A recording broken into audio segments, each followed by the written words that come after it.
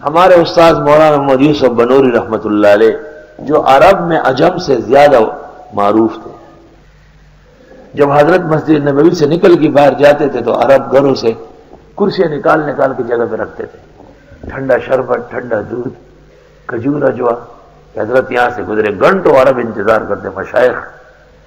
حضرت 2 منٹ یہاں بیٹھے، بات چیت کی، کوئی چیز چکی، پھر وہاں بیٹھ گئے،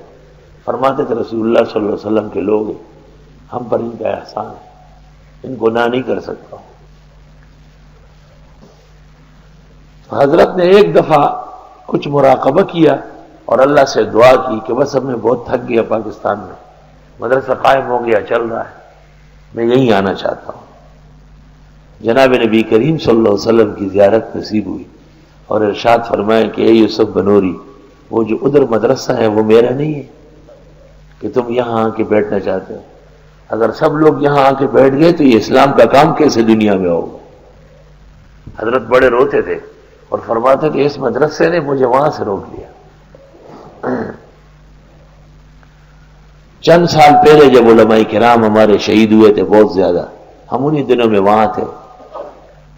تو ہمارے بڑے مخصوص احباب ہیں، بڑے اونچے لوگ ہیں، ان کے گھروں میں دعوتیں ہوتی تھی، تو انہوں نے کہا کہ بس 27 رمضان کو شافہ ادا رہا، آپ یہی رہیں اور ہم آپ کے لیے ان سے بات کرتے ہیں اور پکا اقامہ یا تابعہ لیتے ہیں، یہی رہے، مت جائے پاکستان، علماء قتل ہو رہے۔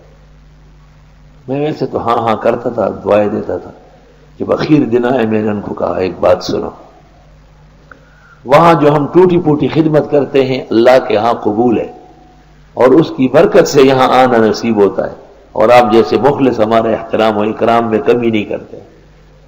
جب ہم جدے اترتے ہیں تو بہت سارے اربوں کی گاڑیاں کھڑی ہوتی ہیں کہ پاکستان سے ایک فقیر دین کا خادم یہاں آیا ہے، تو میں نے کہا اس مدرسے کو چھوڑ کے یہاں آنے کو ہم ناجائز سمجھتے، باقی وہاں کی فضا وہ ٹھیک ہو جائے گی۔ بگڑی ہوئی فضا میں انبیاء کام کرتے تھے، اگرچہ بت ہے جماعت کے آستینوں میں، مجھے ہے حکم ازا لا الہ الا اللہ۔ اس لیے بڑے بزدل ثابت ہوئے ہیں وہ لوگ جو حالات کو دیکھ کر کراچی چھوڑ گئے۔ ہمارے بعض احباب کراچی چھوڑ کے جا رہے تھے، میں نے روکا، میں نے کہا مت جاؤ۔ کیوں؟ میں نے کہا خیر ہو جائے گی۔ میں نے کہا دیکھو جب وہاں چلے جاؤ گے تو لوگ کہیں گے کراچی سے بھاگ کے آئے، تو تیری غیرت و عزت تو رہے گی نہیں، اور جب پھر یہاں آؤ گے تو یہ لوگ کہیں گے یہ پھر چلا جائے گا، تو نہ ادھر کے رہے نہ ادھر کے رہے، نہ خدائی ملی نہ وصال صنم۔ یہ تو بہت بڑی سزا ہے۔